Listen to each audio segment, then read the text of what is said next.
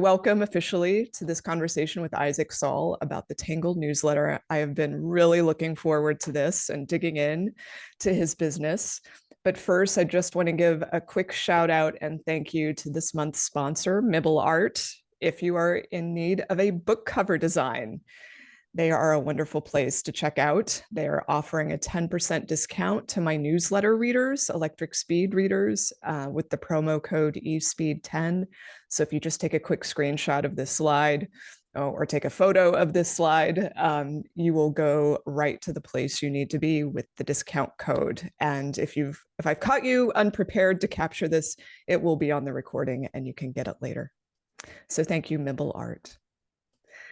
All right, so Isaac Saul, I think probably the people joining us today do know who he is, but just in case you don't, he is the founder of the Tangle newsletter.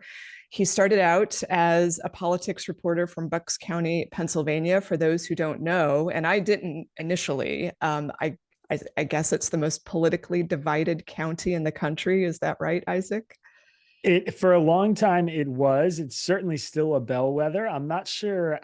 I would assume there's got to be another county in the country now at this point that's a little bit more split evenly. But yes, it is a bellwether county and a bellwether state for sure. Yeah. Yeah. So Tangle, the newsletter, was launched in 2019. It now has a team of 5 people. Is that correct? Yep. And there are free subscriptions, paid subscriptions. I started as a free subscriber. It didn't take me long to start paying, though.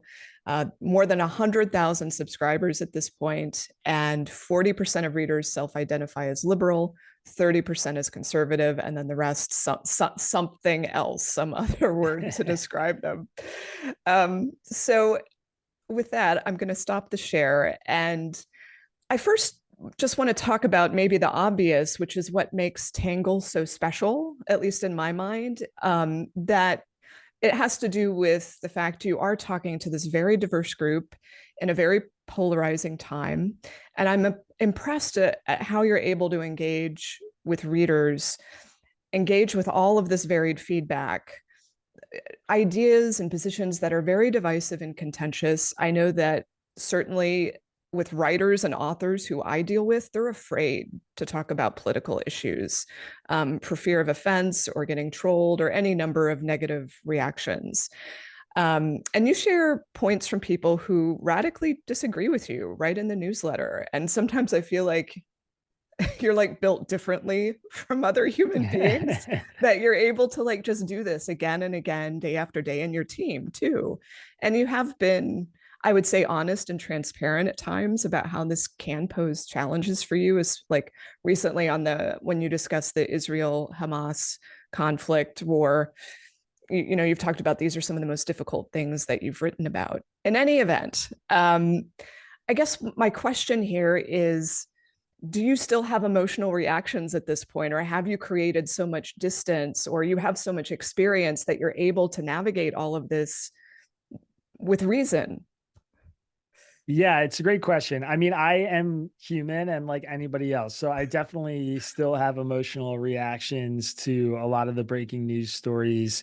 Whether it's an emotional reaction to something like war and conflict and the images that we're seeing come out of Gaza, or it's an emotional reaction to seeing a politician doing something and just wanting to rip my hair out. I mean, that definitely happens to me still. I think what I've gotten really good at is realizing that the initial story and the headlines and the initial narrative are often not exactly what has taken place. Typically, they're a little bit more sensational or a little bit more leading with the emotion than the kind of more rational or more grounded position you might come to if you spend some time reading about whatever the topic is. And I've also just learned that emotional response is, healthy and organic in a lot of ways, but it's also not necessarily helpful to understanding an issue better.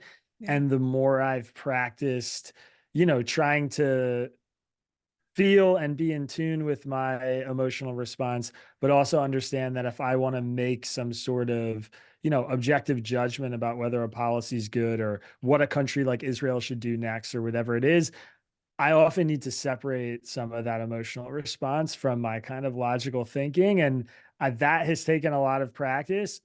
The act of creating the Tangle newsletter has made me a lot better at it. I Mm. wasn't always like this. I think it's a muscle that's gotten a lot stronger. But yeah, I mean, I have the emotional reactions and I feel the news, which can be really daunting sometimes because it's all I do, really. Right, right, exactly. I was wondering if you think that you would reach a point of burnout with this, just because, like, I burn out on the news every so often, and especially during an election year, which there's just obviously heightened tension and emotion. Yeah, it's a priority for me to not burn out because I've seen a lot of writers who I really respect and love who have either stopped writing, changed the kinds of topics they're covering, shut down newsletters that they started a few years Mhm. ago, or just not burn out, but gone down kind of a dark path of, Yeah. the way they see the world and the mindset that they have because I think they're so worn down and beaten down by the news. So, I'm really proactive with my team and with myself about taking vacations, taking a week off. Sometimes, we'll just send an email that says, "Hey, Congress is on recess. We've been at this for 3 months straight, but we're just going to take a break for a week. And you should too," encouraging my readers to also do that.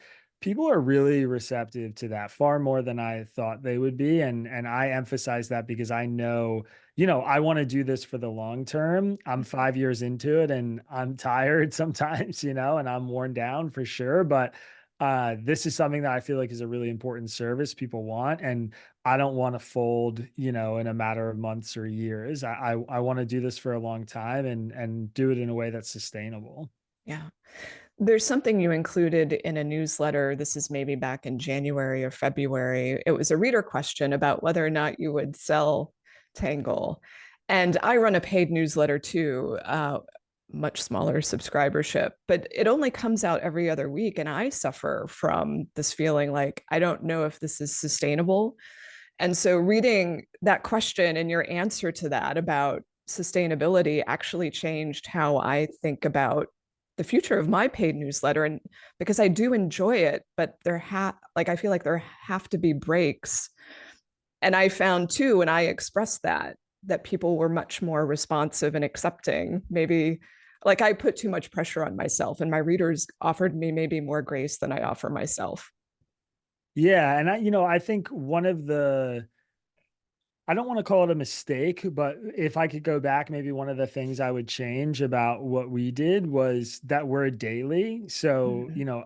we're just producing an unbelievable amount of content Yes. 5 days a week. I mean, now it's 6 days a week. We have a Sunday newsletter too. So, that constant drumbeat and never getting a chance to kind of catch your breath and, step away from a story for a few days and come back to it. That's really hard. It's really challenging. And I think, long term, one of the things that I really want to do is get to a point where we can produce the daily newsletter and the daily podcast without me, Isaac, having to oversee everything. And I would love to, spend weeks and weeks on one story or one piece Mhm. or I'm a writer by trade. I mean, my true love is writing. I'm really interested in politics. I think at this point I'm considered maybe an expert in politics as a Mhm. reporter, but I love to write and I have a lot of other writing projects I want to take on and a book I want to write and essays I really want to work on that have nothing to do with politics. And Yeah. so I'm trying to find ways to kind of create space for that too. But it's not easy. And you have this business here for me that's been really successful that I want to focus on and put my energy into. And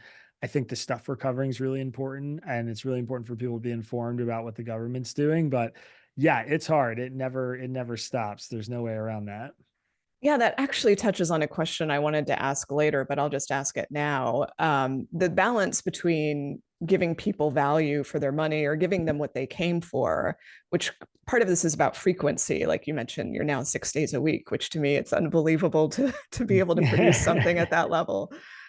So like there's this balance though between giving people value for money and also just overwhelming them, because if they're not actually reading it, then they start to feel guilty and like, well, I'm not really using it or whatever. And I realize also as a writer that sometimes less is more. Like sometimes saving people time is better. And so I was curious if you struggle with that. Like you did mention if you could go back, maybe you would change the frequency. Do you think you would ever do that in the future? We've talked about it internally. The idea has gotten floated. I think First of all, one thing that brag about and we really take as a point of pride is that, we have really strong open rates on our newsletters. Mhm. We see like 60% of most of our newsletters get opened by readers, which is really high above the industry standard. Obviously, we know, and you probably know, that things like newsletter rates are getting harder and harder to track because, computers are doing it differently and iPhones doing it differently. So I don't know how inflated that number is, but Yeah. we get a really high level of engagement and a pretty even level of engagement on most of the newsletters we Mhm. put out. So I know our audience is coming back day to day for what Yeah. we're offering.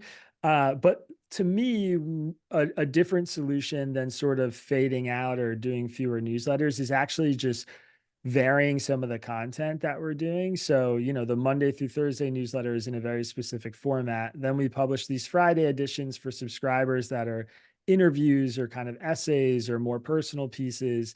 And then the Sunday newsletter is like comics and a roundup of different cultural stuff and tweets of the week and that sort of thing. And so we're trying to give them something that makes every newsletter a little bit fresh. And we also know or sense sometimes that our readers might want us to step away from the political. Tomorrow, I'm actually publishing an essay that is just this personal essay I've worked on for a while that I want to publish in a collection of writing in the future. And we're doing it as like a palate cleanser Mhm. from just the last few weeks of news because, it's been nothing but the Israel Gaza stuff, the protests, now all the debate stuff with Biden and Yeah. Trump and the court cases. And we just feel like let's just give them something that's just a little different, a little reprieve from the news for the Mhm. day. And I don't know for sure, but I sense people are going to appreciate it and it'll probably go over well and land well. And, that's kind of one of the things we think about is just what do people want and are they interested in all this? And right now they seem interested in it. So we kind of keep going with the drum beat. Yeah. Let's talk a little bit about the team that helps you put out Tangle. I'm curious, how many of them did you know before they came to your publication? Just one. My managing editor is a good friend of mine from college, and we were actually in a writing group together. And he was a programmer and a software developer who was working for a different company. And he kind of volunteered his time, a couple years ago, and said, "Hey, like I read Tangle every day, and I see stuff I want to edit that you're writing.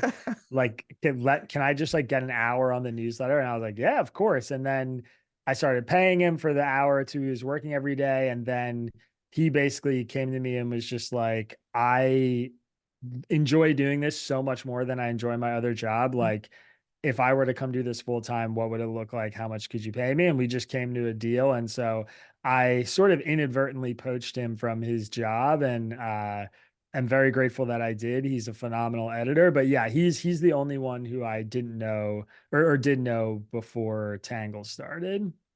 And so, are you in charge of hiring new members? Is it a group effort? Yeah, I've done it pretty much solo. My first hire ever was Magdalena Bakova, who's our social media manager and does our ad operations stuff. And I hired her by paying to get on the front page of Indeed for 48 hours straight, and then just got, inundated with hundreds and hundreds of applications and narrowed the field down to like 5 or 6 people and then picked her out of that group that I interviewed. And, I always say she was like the best decision I ever made with Tangle. I mean, she was taught me that I was capable of bringing someone on and into the fold and picking the right person and gave me like confidence in building out the Mhm. team. And then was just such an incredible dynamic person as an employee. She had so many different skills and could help in so many different areas that it wanted me to hire more people like her. And I think she sort of set the tone for what the company culture was going to be like.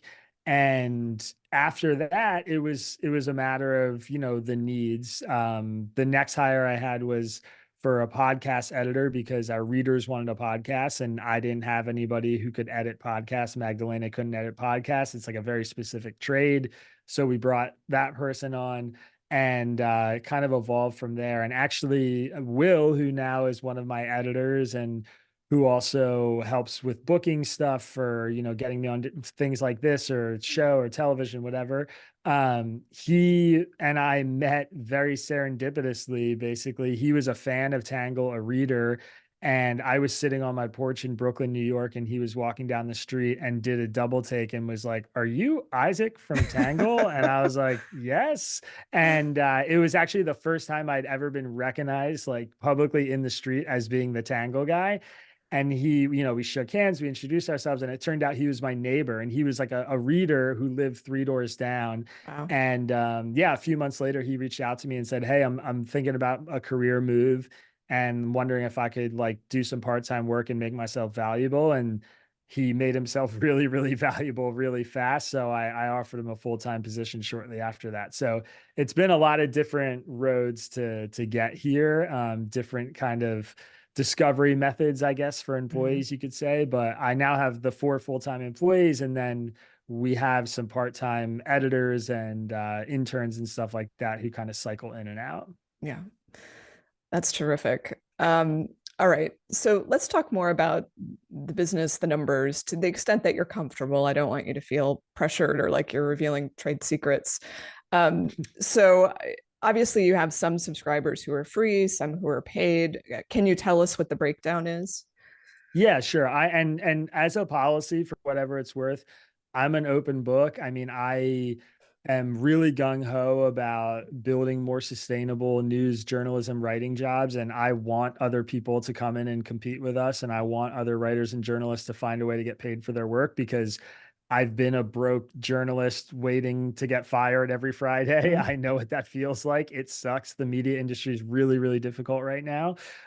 So yeah, we built a subscriber first model. I mean, that's what I wanted from all my experiences in journalism and working for different media companies. My perspective was having a subscriber base was the healthiest way to grow a business. So we have I think it's like 102,000 free readers on our mailing list right now. A little over 16,000 of them are paying subscribers. And then we kind of have this additional group of 20 or 30,000 people who are still members. Like they have a login to the website, but they've unsubscribed from the newsletter. And a lot of them just come to Tangle and read our stuff or follow us mhm. on different channels, but they don't like getting the news in their inbox. And because of that, they're a little bit harder of a group to track or to kind of identify. But we know that they have sort of stayed on or stayed active in various ways. So yeah, that's the basic foundational number for us. And those 16,000 paying subscribers, they are the engine that drives the whole thing. They account for over 90% of our revenue year over year. We do show advertisements to our free readers. Those ads are text-based ads only. They're not images, they're not pop-ups, they aren't videos. And because of that, they're a little less premium for advertisers. So we don't make a ton of money off them, but it's another 80 or $90,000 a year oftentimes, which is a salary, that allows Right. me to hire another person. So it's still really, really important for us from a business perspective. And do you have to work really hard to get those advertisers in the door, or do they just kind of come in because of the size of the newsletter at this point? I personally don't have to do anything, thank God. Magdalena is the one who runs the show on that. But yeah, I think at this point now we have a nice stream. What one of the benefits of what we're doing and kind of the personality of our newsletter is that I think we're really well trusted by our readers. And so when we present them an advertisement, the engagement is pretty high on it, despite the fact that we're a smaller newsletter. For example, we recently did a exchange with The Hustle, which is one of the biggest newsletters, in the world. They have millions of subscribers, and we got an almost even click rate with them in our newsletter that they got in theirs. Like the same a number of clicks in the newsletter, despite the fact we were like 1/20th of the size. So, that's just to say our audience is super engaged, and I think they are interested in the kinds of stuff that we're putting out there. And so the hard part for Magdalena is getting people kind of in our ecosystem. Once they place an ad with us, they're typically repeat customers, which is a Mhm. great sign. But it takes a ton of work. I mean, from what she tells me, the kind of cold calling, cold Yeah. emailing, being on different websites and platforms where you can find advertisers, Mhm. it's a lot of reaching out to people and back and forth and negotiating over a price. And it's an exhilarating, fun business for people. And she actually gets commission on the ads that she books, which was part of like an infrastructure to do that I thought would be beneficial for her and for the company, because I know what a grind it is to Yeah. do her work. But yeah, it takes a lot. You have to shoot a lot of shots. You have to be a volume shooter. But at this point, we have a pretty good pipeline where, we don't have a ton of remnant inventory, as they say, which is newsletters without ads in them. Yeah. We're pretty much booked through, which is really exciting. Yeah. I want to go back to something interesting you said, which was that you have this contingent of people who are members but not subscribers. So they have like a login to the site. Are these people who you suspect they're reading on the site only? Are they podcast listeners? Do they follow you on social? What's your guess there? I mean, look, I think a chunk of them are people who probably unsubscribed from the newsletter and weren't interested in our content, but are coming across our content in various ways, whether it's on social media or someone forwarding it to them or whatever it is.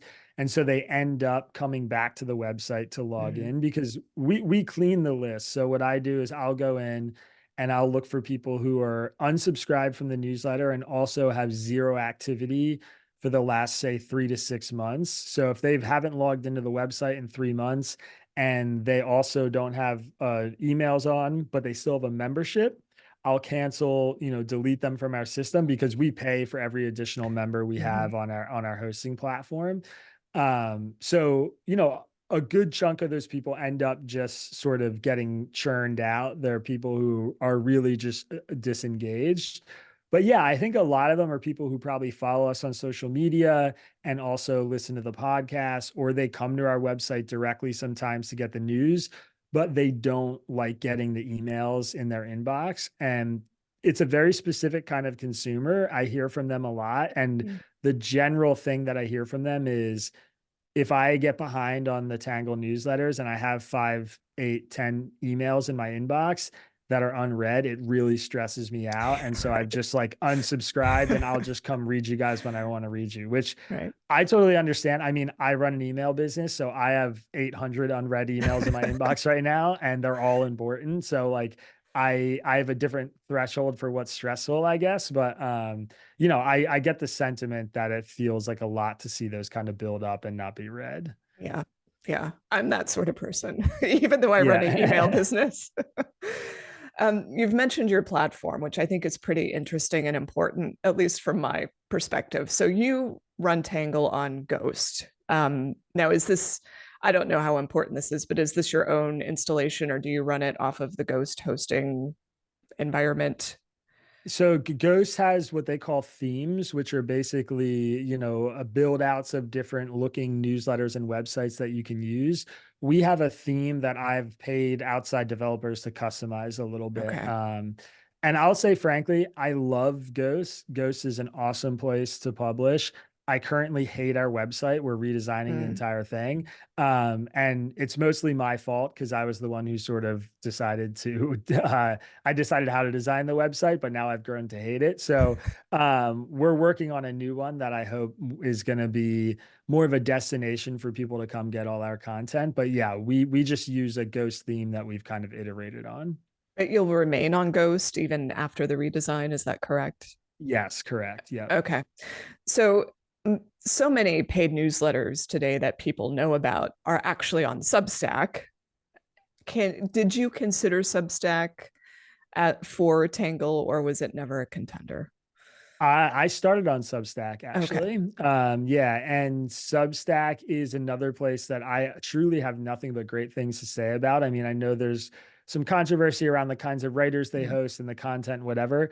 Substack is what made my business happen. I mean, they fundamentally changed my life, because I was able to send the first Tangle newsletter without knowing how to write a single line of code, or, Mhm. upload anything onto some hosting platform or whatever it is. It was so simple, so plug and play. I just wrote the email and pressed send.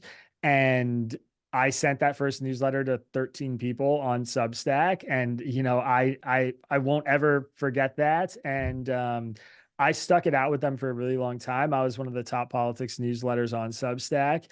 And, there are different things that I wanted them to have that at the time when I left they didn't have, which they now do have, actually.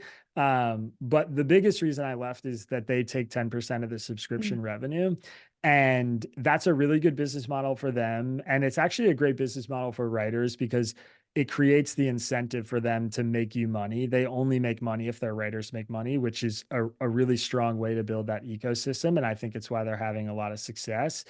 But for me, my need was help. I couldn't do the work alone. And so we got to a point where we were doing, $200,000 a year in revenue, which was incredible. I mean, it blew my mind. I started as a reporter making $38,000 a year. So I couldn't, that was like an incredible thing. But in the back of my head, it was like I could use that 20 grand that I'm giving to Substack to hire part-time help. And instead, Substack's just taking that cut. So it became a pure business decision. And, in some ways I was heartbroken to leave because I had a lot of loyalty to them, and they tried to keep me around, but they couldn't budge on the fee, which I think Mm. was the right business decision for them. But yeah, Ghost is, 1,800, 1,500 bucks a month or something, or a year for a newsletter of my size. And so it was, from a business perspective, it was a pretty simple decision. Does Ghost have any functionality that's useful to you from like a lead generation, retention perspective that maybe Substack wouldn't have? And I'm asking this just for people who might be listening and wondering, is there something I need to know about the difference aside from the 10% cut? Yeah. So Ghost has started with a kind of Ghost Explorer Discover. I forget exactly what they're calling it. That's sort of similar to the network that Substack has built.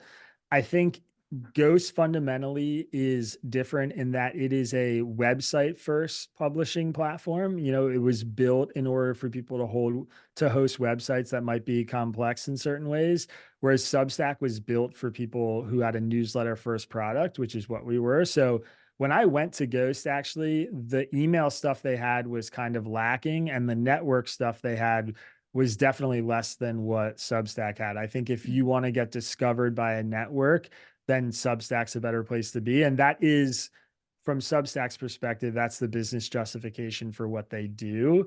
It's also free to start a Substack. You have to pay Ghost to start a newsletter or website from the beginning, even when you have $0 in revenue. You can go start something on Substack for free and use their network to build, and then turn on paid subscriptions, and then you have to start paying them. So they're pretty different models. Ghost has started a feature where you can recommend other publishers that you really like in a really simple way in the back end on Ghost that kind of gives like a fancy click out and link in certain newsletters and stuff like that. And I get notifications that, hey, another ghostwriter has started recommending you. And sometimes when it's a really big ghostwriter, I see an influx of subscribers from that. But I do think Substack's network is still a bit stronger, and the discoverability there is still a bit better. So, for me, the path was kind of build my following on Substack and use the platform that way. And then I hit a point where it was just, from a revenue perspective, I wanted that extra money. And so I made the jump and took my audience with me. And, I suppose it's possible that if I had stayed on Substack, I would have grown faster the last few years. It's kind of a counterfactual. Like, I really don't know. But it was just, yeah, purely a decision about what I wanted to do with that $20,000, basically. So you've mentioned, one of the advantages of Substack is kind of the recommendations and how that can grow your subscribership. As of today, is there a particular way that new subscribers tend to find you? Is it simply through people forwarding it, spreading the word person to person, or do you run ads? Is it the podcast, et cetera? Yeah, all of the above, really. I mean, I think we've tapped the organic growth, not entirely because there's new people coming in every day, obviously, but we had like this really strong core of 2 or 3 thousand readers in the beginning. And I leaned on them really hard to spread the word about Tangle, to share it with 10 friends, share it with 20 friends. We ran all these competitions, stuff like that. And that network effect really built the newsletter now to the point where I hear from like my brother or a really good friend of mine who will be like, dude, you won't believe this. Somebody recommended Tangle to me today. Where, like that circle is kind of coming back around. And so I know that network effect drove a lot of our growth early on, But once somebody shares something like this once, it's hard to get them to share it 5, 6, 7, 8 times. So a lot of the loyal readers who have been around, they've done the legwork. To be fair for them, they got me to where I was. So yeah, Twitter is still a really great discovery tool for us, despite all the issues with it. I mean, every time I have a tweet or a post that goes viral, I see I attach a link to subscribe to the newsletter, and I see a big influx of people come from that. So that's definitely one in terms of platform. We do advertise, we buy advertising space in other newsletters right now, and we're starting to experiment a little bit with ads on Facebook or ads in other podcasts and stuff like that. But newsletter ads are the best for us because we want to get people who like getting their news via newsletter. So they're the folks that we want to come into Tangle. And then the last thing I'll just say is, there's all these little tips and tricks, and everybody's got their different, how I grew 12 steps to make your newsletter or whatever. The only thing that really matters is if you're producing good content that people can't find anywhere else. So, by far the biggest growth lever for us is when I write a good piece and a bunch of people share it.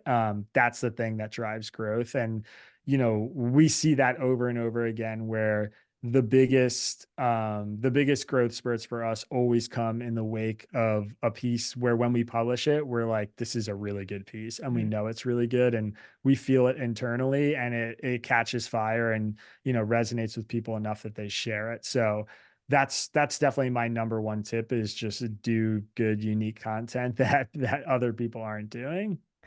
Is there something that you wrote that did catch fire, but it was initially paid and then you moved it out in order to use it as as lead generation?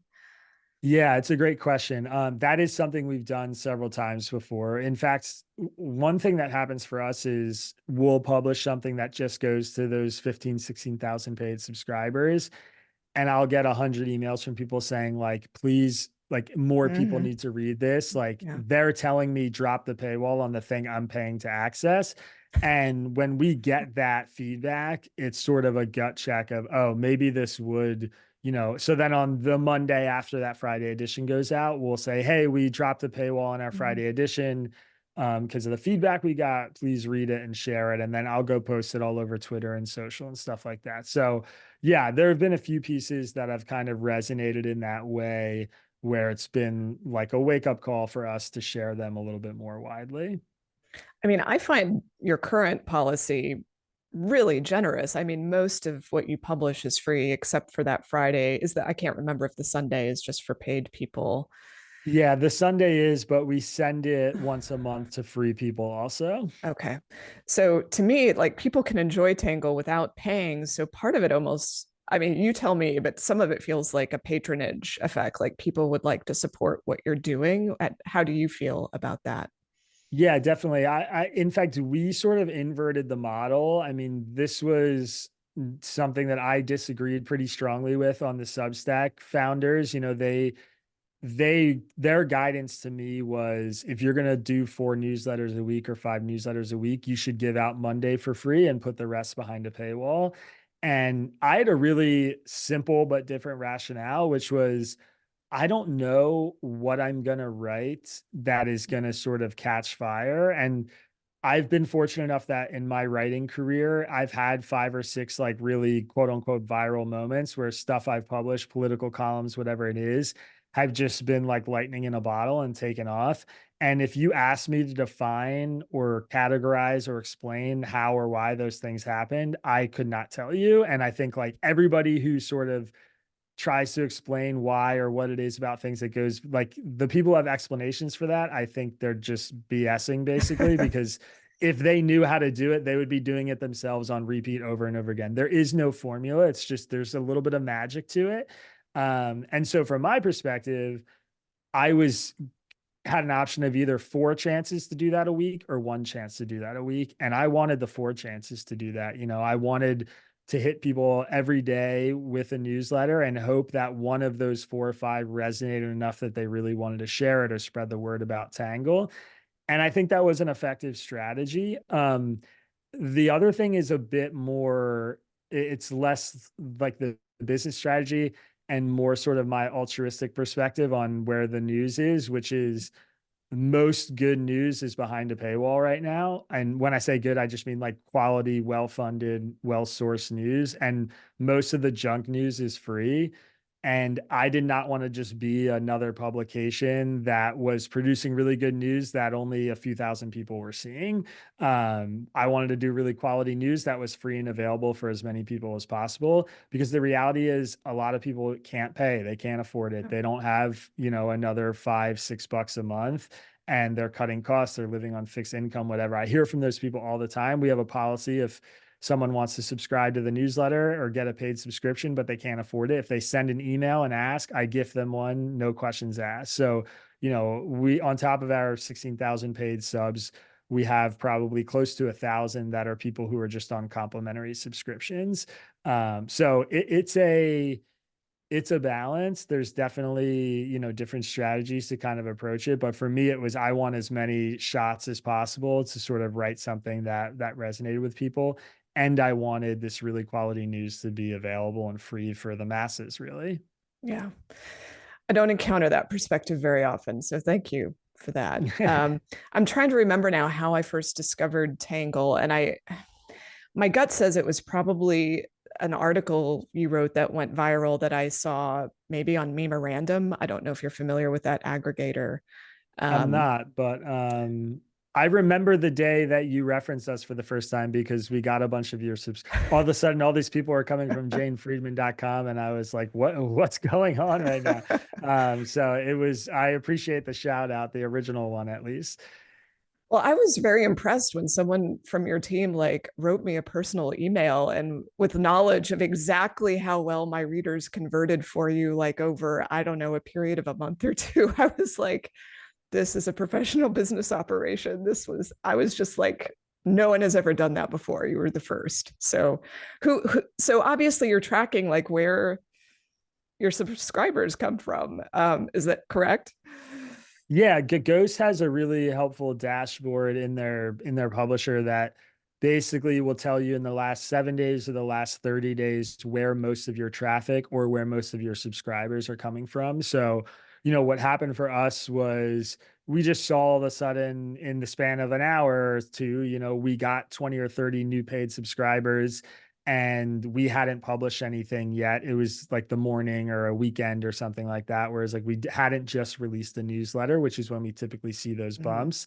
Um, and then we clicked on a few of the subscribers and we saw that their entry point was all from your website. So that is something where like we try and be really proactive. If we see that it's, email follow up, hey, like Isaac's available for an interview, talk about mm. Tangle, or, thank you so much for the shout out. Let's keep in touch, and, encourage the kind of linking back and forth, because people sharing our work really is the best engine for us to grow. So it's super helpful when it happens. This is a little bit of a tangent, but there was a big announcement this week about Google introducing AI results for everybody using Google search. And I hear a lot of concerns from the news media in particular, but also book authors about AI's incursion for various reasons. Does this worry you at all? So I have a policy of like on the kind of more niche questions like this, of trying to defer to the experts Mm, as often as I can. And I know there are a lot of, technocrats and stuff out there who they are just like knee deep in this world and they understand it far better than I do. And there are tech journalists and tech writers who cover this stuff for a living, and they're all sounding the alarm bells. I have to be honest, I am so not worried. I am somebody who thinks that the human condition is kind of irreplaceable. And, I've asked Chat GPT, to write a Tangle edition and put in all the information that I use to write Tangle, and then tell them to give like a balanced breakdown of both these stories. And the writing sucks. It's not interesting. It's stilted and weird, and there are bizarre mistakes.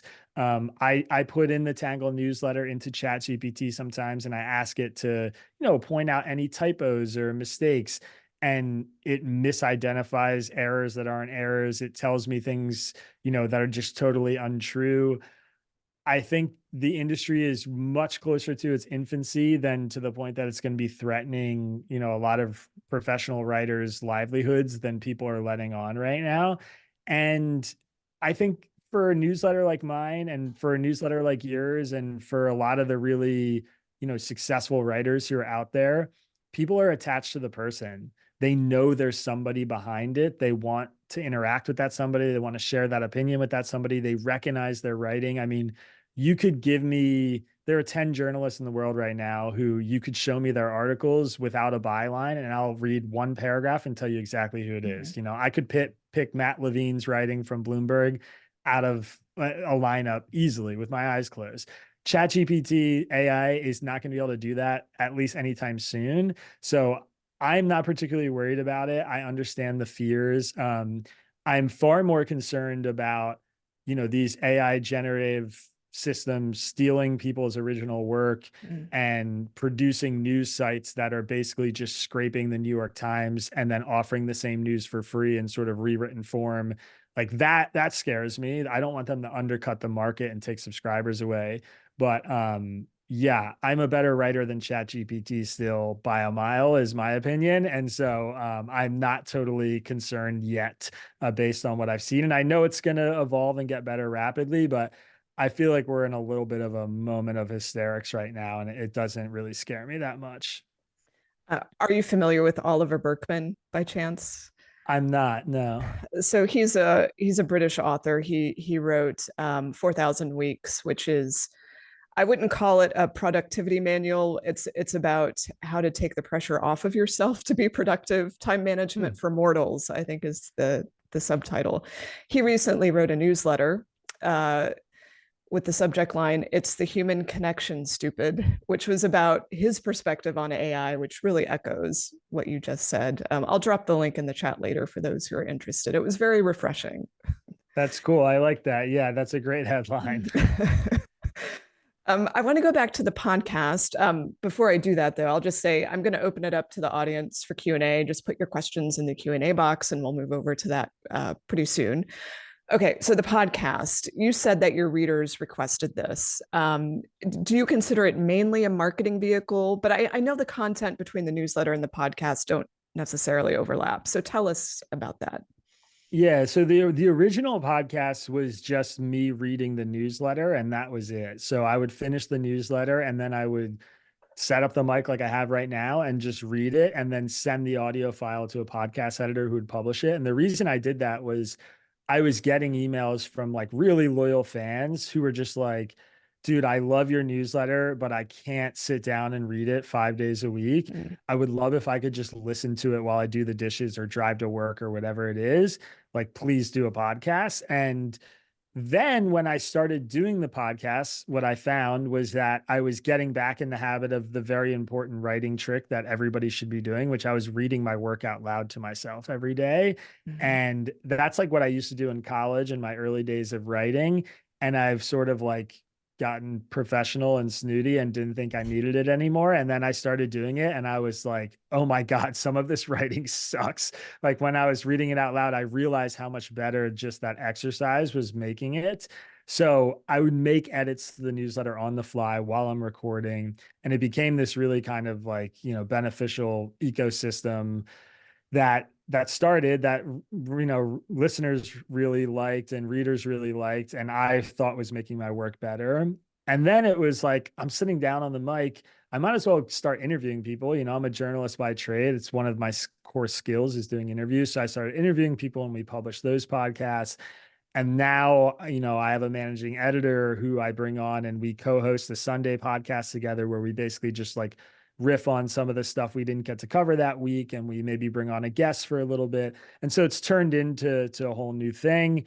And we are actually this year, we launched a new podcast series, which is called The Undecideds, where we are tracking 5 undecided voters up to and through election day this year. And this is actually our first kind of limited podcast series where we are doing something totally independent from the day-to-day newsletter content. And this is like a Tangle Media presents. So I'm super excited. It's experimental a little bit, but so far, I think it's going well. And I think the episodes are really interesting. And for me as a politics reporter, it's really cool to hear these kind of monthly check-ins with these undecided voters and what's resonating, what's kind of making it down to the normie American.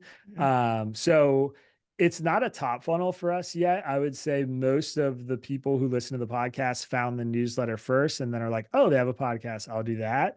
We're just starting to get podcast listeners who don't know about the newsletter or don't know that we have a YouTube channel or whatever else, which is really exciting because I want it long term to kind of be another way for people to discover us. I love doing the podcast. It's a lot of work, but I like putting on the mic and getting to talk a little bit, and it kind of gives you more freedom to be expressive and a little bit more, on the fly and improv and things like that, which is fun. But yeah, it initially was just a response to reader demand. And now, we're trying to turn it into its own business. We're going to really focus on monetizing it this year. That's one of my big goals is being much more intentional about running ads or maybe putting some podcasts behind a paywall, that kind of Mhm. stuff. Because Mhm. right now the newsletter basically just subsidizes it, which is fine. It's a worthy expense, but yeah, it's not near the point of making money yet, but that's a long-term goal for sure. Yeah. Yeah. Okay, I'm going to move over to the reader Q&A because there's already some interesting things sitting in there. Terry asks, how impactful are your occasional reminders to put something in the tip jar if a reader wants to demonstrate appreciation for the work? Oh, good question. That must be a real reader. Mm. Yeah, so they're good. I mean, the donations are super sporadic. They vary hugely for us. I would say when we publish one of those essays that I think is, a Friday edition that's really strong, and we maybe take a strong position on something, we see a huge bump come in. There are weeks where maybe we get $100 in donations, and there are some weeks where we get $2,000 or $3,000, which, if you can do that consistently, it makes a huge difference for us. So it's really sporadic. I would not say that I've seen any kind of consistency, except it is one of the metrics for me that is a sign that we published something that was really meaningful to people or that really connected with readers. Like when I see the tip jar start spinning and we're getting a Mhm. bunch of notifications about donations, I'm like, oh man, we like something we did today definitely resonated. It struck a chord. For instance, I think it was last week or maybe 2 weeks ago. I mean, the news is so crazy. I have a hard time keeping track, but I published like I steel manned an argument against myself. Basically, I wrote a piece where the premise of the piece was why I was wrong about a stance I'd taken on Israel. And that piece generated a huge influx of donations. And I don't think it was because of the content. I think it was because of the concept. People just said, like, this is really cool. I haven't seen someone do this before. Thank you for writing this piece. So yeah, it varies a lot and depends, but it's helpful. That was an excellent piece, by the way. Thank you. So I'm glad it got a strong positive response. Uh, Stan wonders if it was easy to import Substack subscribers into Ghost. Also, will Ghost remit sales taxes on your behalf? It was easy for Ghost to do that. They have something that's called a concierge program, I believe is the term they use for it. That's like you get somebody who's responsible for making sure that your newsletter gets transferred over properly. Um, I will say candidly, if you talk to anybody with any experience in the newsletter space about migrations, they will tell you they are the worst. And They are. it's true. Something will go wrong, something horrible will happen. You will lose people. You'll spend weeks explaining to your Yeah. readers how the new website's different. It's a major pain in the ass. So if you're going to do it, just like be sure that you want to do it. I never want to do it again. I hope to be on Ghost for the rest of my life. That being said, it was fairly simple. In terms of Substack remitting taxes, I honestly don't remember what their policy was, and they've changed some of their monetization policies. So I don't have a good enough answer on that to say affirmatively one way or the other. But I remember Substack was very helpful with the financial side of things. They know that they are a place where a lot of new entrepreneurs and people who are making money on their writing for the first time are coming. So when you're going through all that stuff, they're really helpful and communicative about it in my experience. Next question. Are you still in Bucks County? Good question. I am sitting in Philadelphia actually right now, which is a short 30-minute drive from Bucks County. So I lived in Bucks County. I grew up in Bucks County. I moved to Pittsburgh for college. I went to the University of Pittsburgh, and then I lived in Israel for a little bit. And then I spent like a decade in New York. But my wife decided to kind of hit the reset button on her career and go to law school, and she's at Temple Law in Philadelphia now. So I'm back home in Philly, which has been awesome. I've never lived in the city proper. I was a suburbs kid growing up. And yeah, Philly's a great city. I love being here. So yeah, still very connected to Bucks. My parents still live there. All my friends, from high school and a lot of them from college all live in this area. So I frequent Bucks County a lot. I was just there on Sunday, but yeah, a little south now, right in city proper. And what about the rest of your team? All over actually. We are in New York, Will, because he was my neighbor when I lived in New York. And then Ari, my managing editor, is in Vermont, currently in Burlington, but is about to move out to a little bit more of a rural area. Magdalena, my social media manager, is in Bend, Oregon. And my podcast and YouTube editor is now in Colorado, though he was in LA for a while before that. Well, that's hitting a lot of different parts of the country. Yeah, we one of the things we've been talking about is how we can use that to our advantage a bit more, which is something I've been stressing. I don't think there's disadvantages to all being remote for sure, but we have this huge spread where we can get to a lot of different places in the country really quickly, between the five of us. And I've been trying to think about, for our political coverage, how we can kind of leverage that a bit more than we have been. So it's something I'm hoping to use to our advantage down the road. I just haven't figured out how yet. Emily says you mentioned that producing an almost daily newsletter can be overwhelming. What, in your opinion, would be the ideal frequency and presentation of Tangle going forward to balance your team's energy and your audience's needs and to allow for longer form pieces? Yeah. For me, I mean, like for me personally, I wish I could work all week on the Friday edition and that was my job. I mean, I would love that if I just had one piece a week where I could go back to it over the course of several days or spend a few days, doing extra research or going out and kind of testing it with my idea that I'm thinking about writing about in conversation with people and stuff like that. I would love to do that.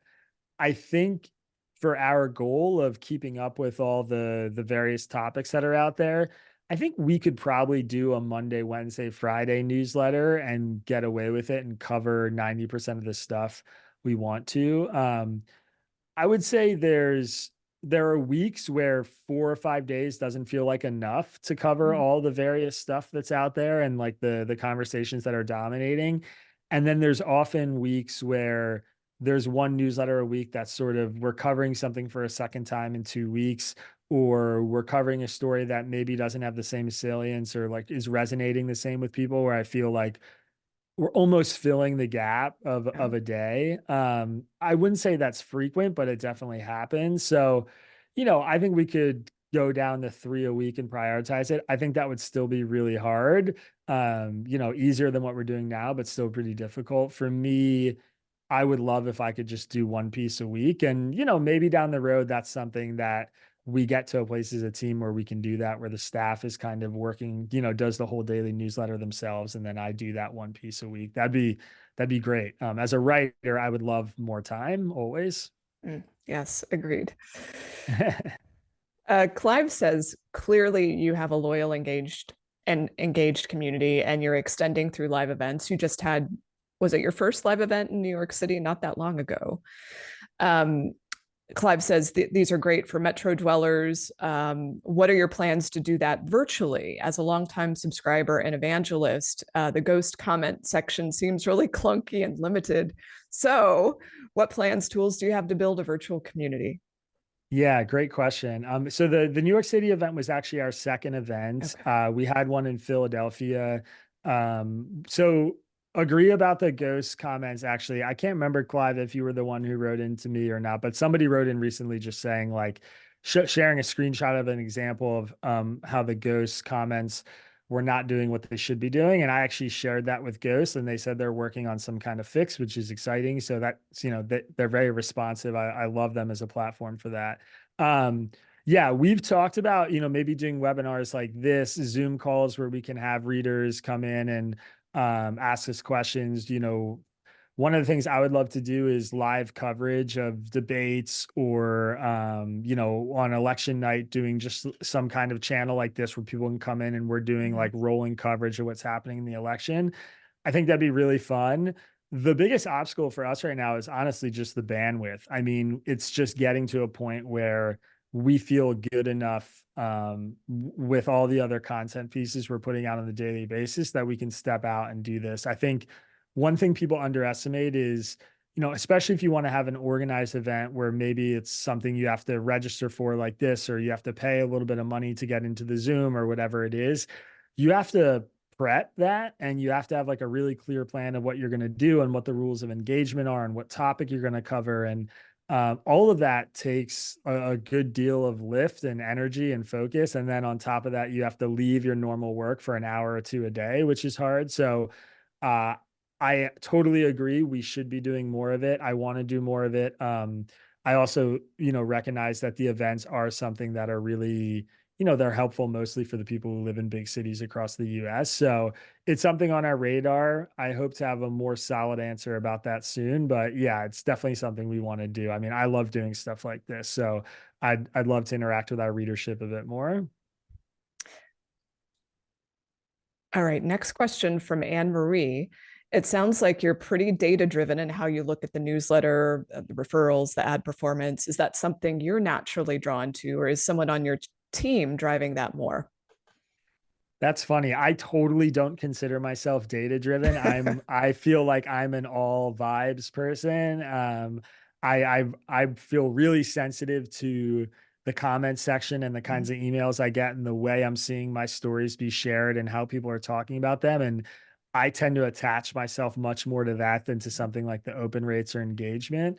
Yeah, we definitely, Ari is definitely our data guy. He was pursued, did not complete, but pursued a PhD in statistics and really cares about the numbers and calls out anytime like there's an aberration or something interesting is happening with our numbers. I would say, I am forced into tracking it and understanding it really well just from being dropped into like this entrepreneurial position. I mean, again, a writer, journalist, like that is my trade. That's what I feel really attached to. But over the last few years, I've kind of become an entrepreneur and I've had to learn a lot of the business stuff on the fly.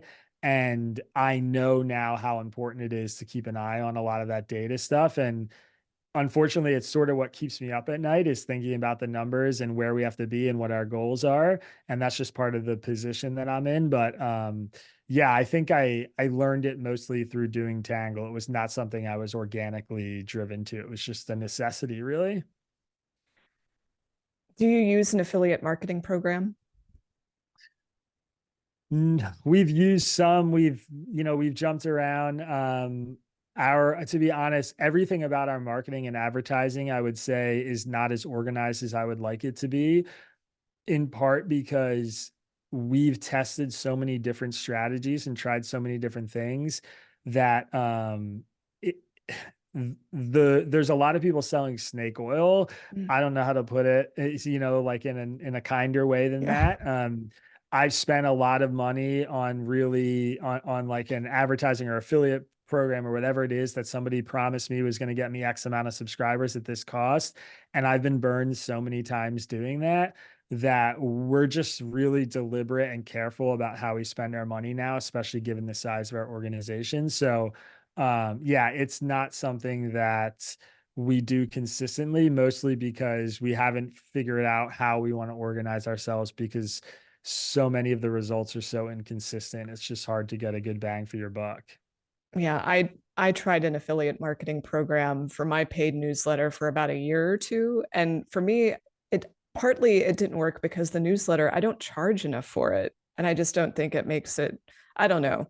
There's so many issues with affiliate marketing to begin with, Yeah.